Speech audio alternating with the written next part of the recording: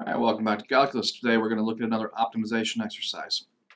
All right, this is a little tougher than the last example, but it's certainly doable. So let's see what we're dealing with. A water trough is formed by taking a piece of sheet metal 90 centimeters wide and folding the 30 centimeters on either end up as shown. I kind of give you a picture here below. Uh, Determine the angle that will maximize the amount of water that the trough can hold. So let me draw you a cross section of this. So look, it's like a trapezoidal a solid here. Okay, like the cross section is a trapezoid. So imagine you have a piece of sheet metal, and we were told it's 90 centimeters wide.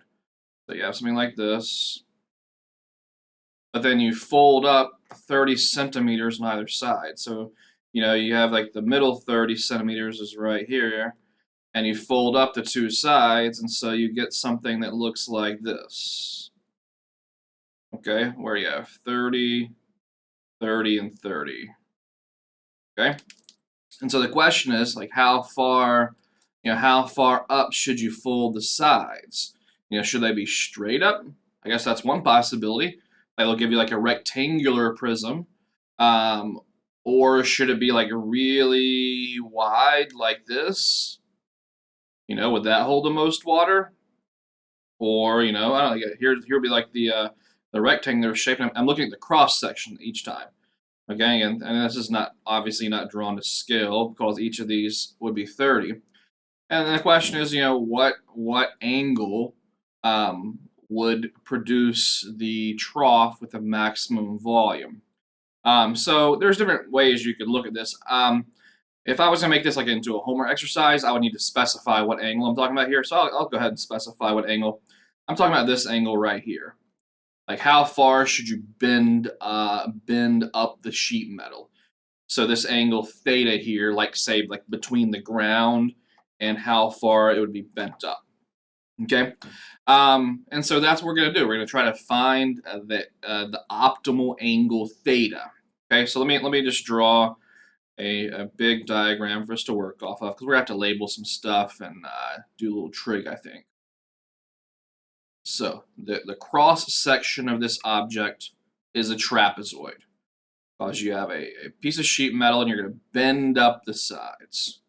Okay, now imagine, here I'll just do this dotted line. This is like the ground because we want to figure out, what the angle is right here. So the same angle, right there. How far up should we bend the sides of the sheet metal to make the trough? Okay, let's get all this out of the way. Now here's the one observation we should make. We're trying to find the trough with optimal volume, the theta that does that, the angle that does that. But because this is a regular solid, basically we can find the angle that optimizes the area of this trapezoid, and that will in turn optimize the volume because this is a regular solid. In other words, a regular solid is when the cross section is consistent the entire way through. Imagine you took like this trough, and it's not a very good picture, but if you took this trough and sliced it anywhere, it would have the same cross section.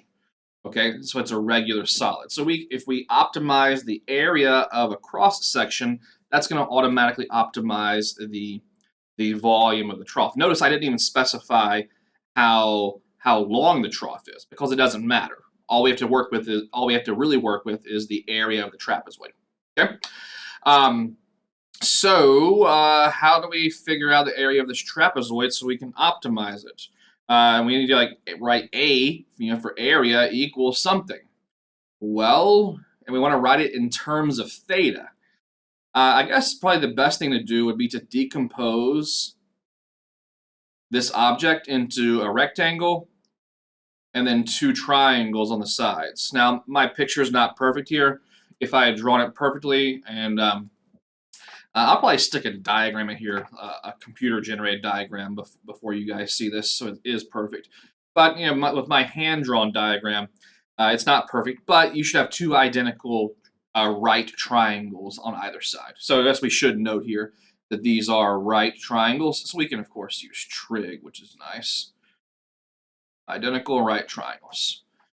Another observation I should make is that if you remember from way back when you had geometry, this is a fact that you have been exposed to at some point. If you have two parallel lines, here I'll just extend this to make a so you can see there's two parallel lines. We know that opposite interior angles are congruent. Now, what I mean by that is, or why I'm using that, is because that tells me that this angle right here is also theta. So we want to figure out how far up to bend the metal, basically from the level ground, but that's going to be the same angle up here in the top left and the top right. Okay, now it's going to help us draw our diagram and figure out a way to use theta to write an area equation for this trapezoid. Now we do need to label. We do have some numbers we can put in there. We know that the base is 30 because the whole thing is 90 inches, and we're going to bend up the 30 inches on either side. Now my picture's not drawn to scale here, but we have 30 there, 30 there, and 30 there. Okay, now how can I write the area? Oh, do you want to start off easy or hard? Do I start with triangles? Do you want to start with the rectangle? I guess we have to kind of do the same thing either way. We need to figure out, let's say h is right here. That's the height. So we need to figure out h in terms of theta. Okay, so looking at what we have labeled here, we have h, that's the height. We have theta over there in the top. Let's look over here on the left side. Over there on the top left. And then we have the hypotenuse of this right triangle is 30. So what trigonometric function can we use that is going to relate theta, the hypotenuse, and I guess we could say this is going to be the opposite side? Well, sine, I think does the trick, right? Sine. We could say sine of theta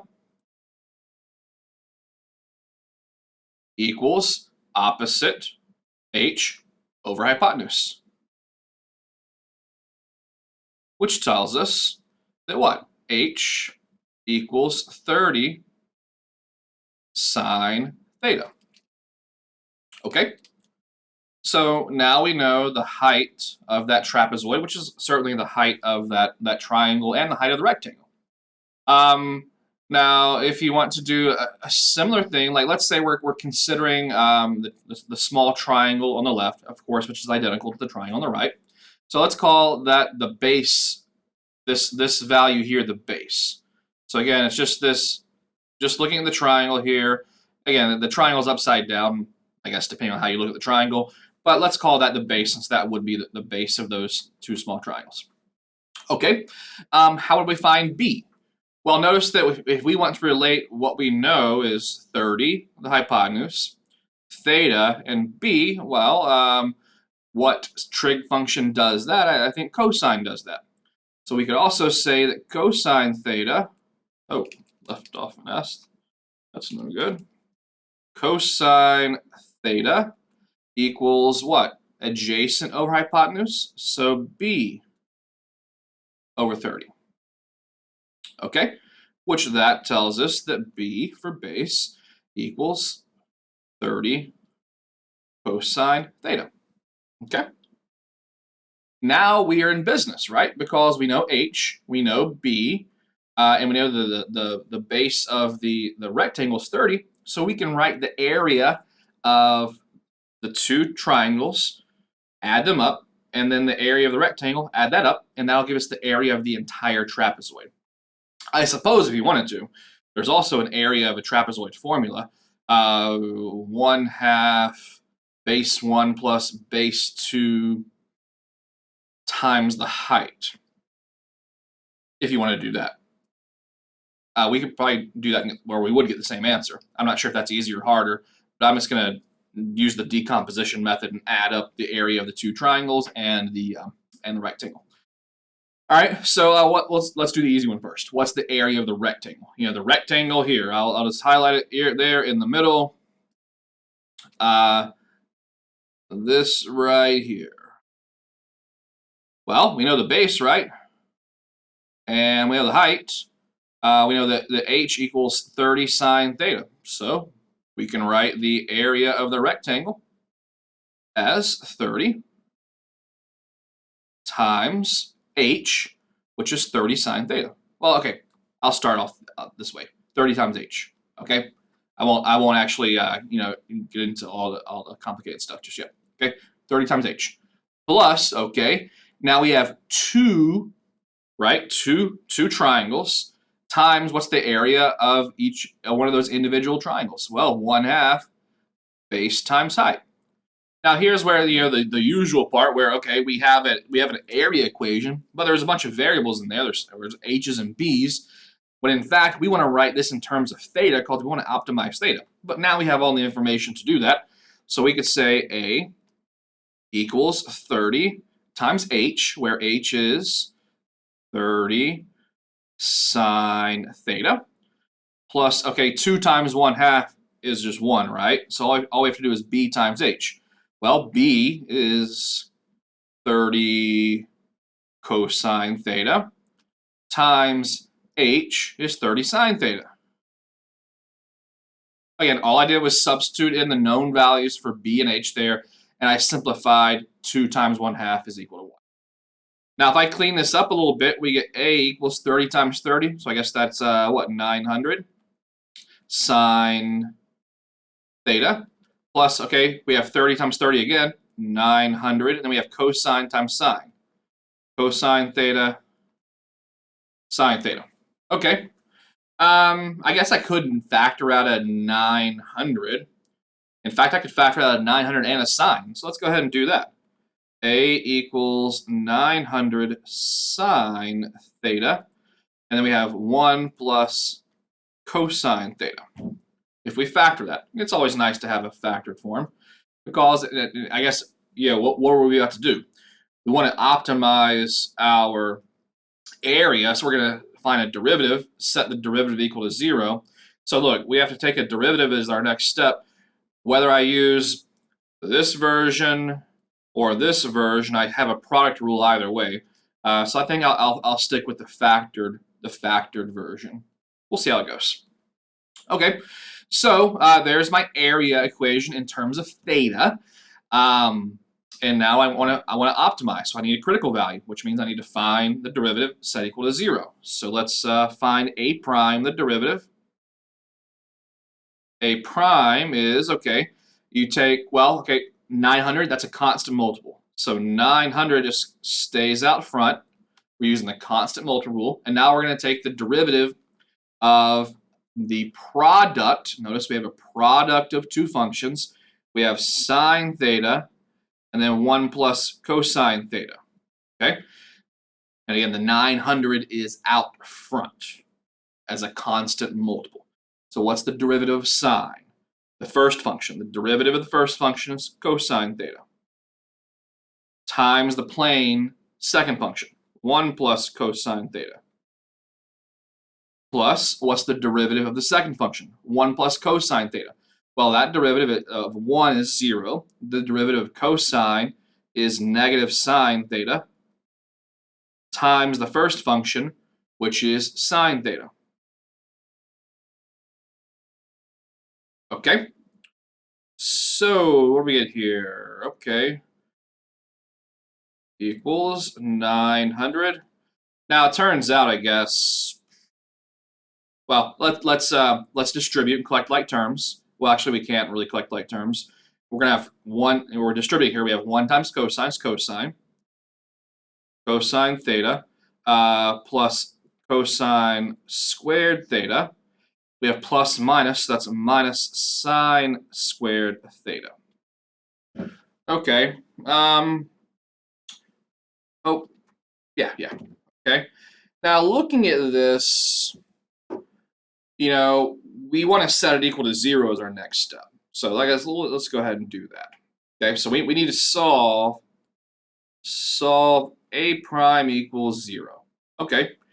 900 times cosine theta plus cosine squared theta minus sine squared theta equals 0.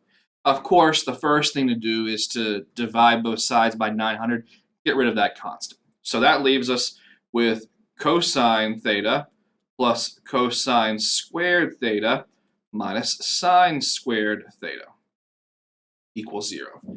Now, looking at this trig equation, a lot of times, or almost always, when we have a trig equation with several terms, we want to factor it.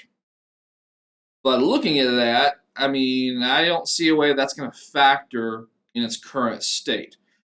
Mainly because if I want to factor it, like, and treat it kind of like it's in quadratic form, I probably don't want sines and cosines mixed up. Now, sometimes that will work. I don't think it's going to work here. So here's my hunch. I haven't worked this problem in probably a year, but I don't remember the way to work it.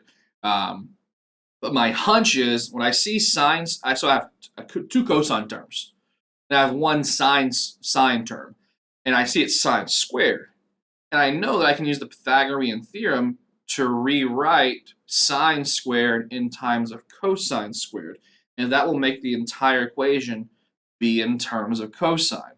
Here's what I mean. We know the Pythagorean identity says cosine squared theta plus sine squared theta equals 1. In other words, sine squared theta equals 1 minus cosine squared theta. And now by substitution, I can write cosine theta plus cosine squared theta minus, I'll use parentheses, 1 minus cosine squared theta equals 0. And now if I distribute that negative sign and collect like terms, I get what? Cosine theta plus, okay, I'm going to have positive cosine squared plus positive cosine squared. That's 2 cosine squared theta minus 1 equals 0. And now I think that's in quadratic form. Here, I'll rearrange it to be more explicit. 2 cosine squared theta plus cosine theta minus 1 equals 0. Now, I know sometimes students struggle with these. It's a pretty common topic in trig, but here's the analogous quadratic equation. What if I had 2 times x squared plus plus x, so I'm replacing the cosine with x, minus 1 equals 0. Could you solve that? Well, yeah, if we can factor it, I think we can factor it. It'd go something like this: a 2x and an x, and then let's see, what are factors of -1? Well, there's not a whole lot to choose from, but the order here does matter. I mean, you have -1 and +1, but which one goes where? I think if you put +1 there and -1 there, does that distribute back to the original left-hand side? And you get what? 2x squared plus 2x minus x. Yeah, that does work. So in other words, if we know how to factor that quadratic equation, then we know how to factor this quadratic form trigonometric equation. So now I can say, here, let's move up here, and I'll rewrite it before I erase this. I'll rewrite it, and we can say this left-hand side factors as not 2x, but 2 cosine theta minus 1 times cosine theta plus 1 equals 0. So again, it's just like the quadratic, except we're dealing with the trigonometric function cosine instead of x. Okay? So let's get rid of this. Let's get rid of that. And now we can apply the zero factor theorem. Just like we could in algebra class with that quadratic in terms of x, we can apply the zero factor theorem here. And we say what? This first one is 2 cosine theta minus 1 equals 0, or cosine theta plus 1 equals 0. Okay, let's tackle the bottom one first. That's easy. This tells us that, let's not do that yet. This tells us that we're looking for the solution where cosine theta equals -1. Okay, so think about your unit circle. I guess one thing we haven't talked about yet is the domain of theta for this problem. So imagine you have your piece of sheet metal, and you want to bend it up. So like right now, okay, there's 30, 30, 30, the middle 30, 30 right there and 30 right there. You want to bend up the sides. So I guess like one extreme is that you don't bend up the sides at all. That would be theta equals 0. Now clearly you don't have a trough at that point. The water is not held whenever you haven't bent up the sides at all. So that's kind of like a trivial non-solution. But what's the other extreme? The other extreme is if you bend the trough straight up, right? 90 degrees. And so you have, this situation going on. So my point here is I think that the domain, the practical domain for theta is 0 to pi over 2, 0 degrees to 90 degrees. Clearly, if you went more than 90 degrees, then you're like folding in like this, and that's not going to be an optimal solution. Okay, so I think our options here for theta, the domain for theta, are between 0 and pi over 2, practically speaking. Now, that informs my solution to cosine theta equals -1, because what's the solution? I guess there's actually an infinite number of solutions, but what's a solution there? Well, I mean, if you're looking at the typical domain of 0 to pi over 2, well, this implies that that theta equals pi. But what we just talked about, the domain. Here, I'll just jot it up here. Domain is that theta needs to be between pi over 2 and 0. Okay? So pi is obviously not in the domain 0 to pi over 2. So it is an algebraic solution, but it's not practically important for us. So we're just going to kind of toss it out because it's not in our domain of interest. Okay? So what about this other one? This tells us that if we add 1 to both sides, divide by 2, we're looking for solutions of cosine theta equals 1/2. Okay. Now, if we're only looking for solutions in 0 to pi over 2, the first quadrant, well, what angle of theta gives you a cosine value of 1/2? So if you have only looking at the first quadrant, since we're only looking from 0 to pi over 2, what the cosine angle that gives us 1/2 is this angle up here, right? Because that has coordinates of 1/2 comma √3 over 2. And that's what? Pi over 3. So yeah, this tells us that theta equals pi over 3. Okay? Now that's our critical value. Now don't just assume it's your answer. It is a critical value, so it it might lead to an extrema. But we should maybe double check what's going on here. Of course, we need to verify it's well. We could look at this 2 ways. We should verify it's a local extrema, perhaps, or we can look at this, I think, in a different way, because we could essentially use the extreme value theorem, because we have a set domain here. We have a set domain of 0 to pi over 2. Now, clearly, 0 is not going to be our answer because, like I said earlier, if you don't bend up, if you have an angle of theta 0, you haven't bent up the sides at all, you're not holding any water. Okay? So we have, that option. We only have one critical value. So what if we looked at our area equation and basically evaluated the area at 0? Obviously, 0 radians is not going to be a solution, but let's just see what happens. What if we look at the area equation evaluated at pi over 3? And what if we looked at the area equation evaluated at the other endpoint, which is pi over 2? So 0 and pi over 2 are the endpoints of our feasible domain, our domain of interest. Pi over 3 was our critical value. The extreme value theorem, if we have a continuous function, you're guaranteed to find an extrema, and we should be able to find our maximum, and that'll tell us which value of theta maximizes this function. Here's our area function over here. Here, let's box it off. So if we plug back into that area function, we should be able to figure out which one of those gives us the maximum value. Well, okay, 0 is easy, right?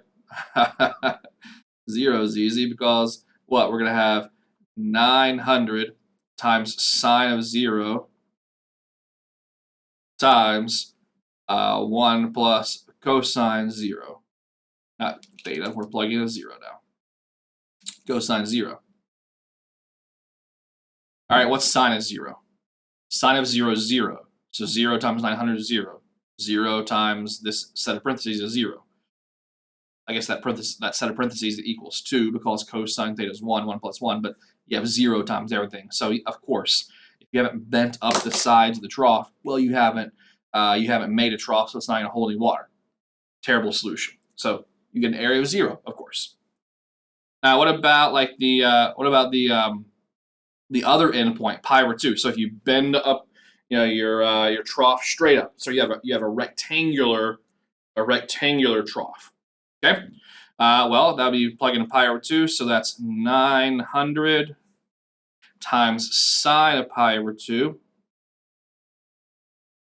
times 1 plus cosine pi over 2. Oh, let's see what we get here. Sine of pi over 2 is 1, so 1 times 900 is 900. And then what? 900, 1 plus cosine of pi over 2. What's cosine of pi over 2? Cosine of pi over 2 is 0. So you have 900 times 1 times 1. Get 900.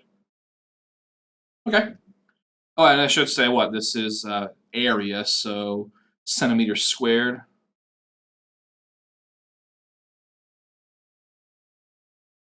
Always good to label your answers. Now, what about pi over 3? Okay. 900 sine of pi over 3. 1 plus cosine pi over 3. All right, well, okay, 900, of course, times sine of pi over 3. Sine of pi over 3 is what? Root 3 over 2. Sorry, I'll keep trying this in my calculator to, well, we'll put an exact answer there, and then we'll approximate it to figure out. So we have 900 times root 3 over 2 times what? 1 plus cosine of pi over 3 is 1/2, so 0.5. Now the question is, well, that's a weird number. It's an irrational number. Is that bigger than 900 or smaller than 900? I think it's going to be bigger, right? Because you have 900, of course, times root 3 over 2. That's a number bigger than 1. And then 1 plus 1.5 is a number bigger than 1. So you're multiplying by two numbers bigger than 1. So you're going to get a bigger number. Now, if say, root 3 over 2 was a, wait, am I making that up? Root 3 over 2 is a number bigger than 1, right?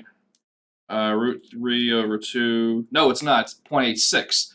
But 1.5 times 0.86 is 1.29. Yeah. So we have 900 times two numbers whose product is bigger than 1.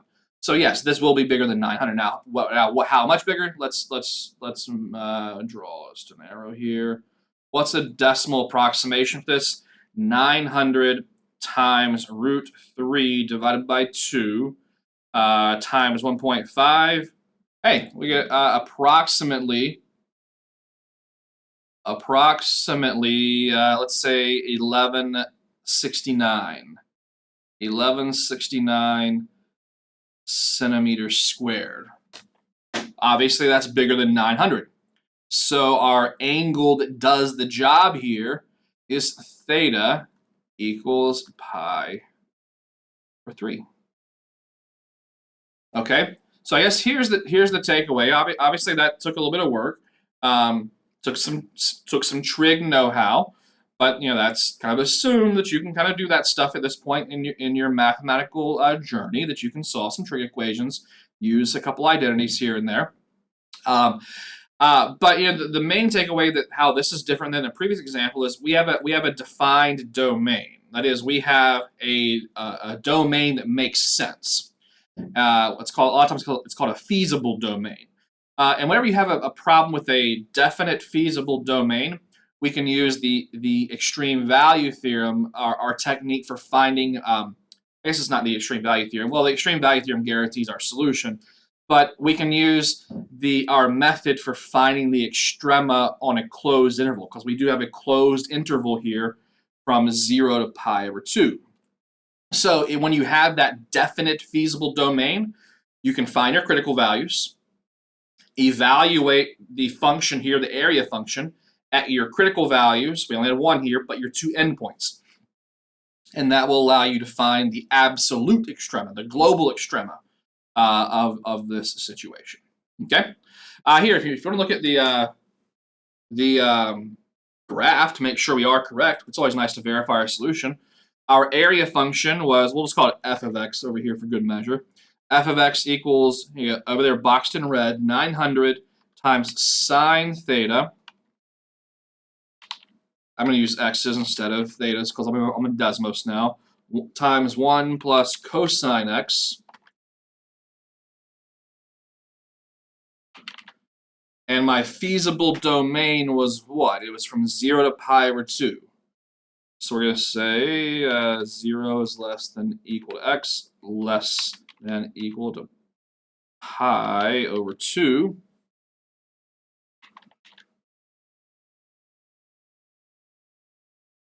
Whoa, this one is really hard to tell what's going on here.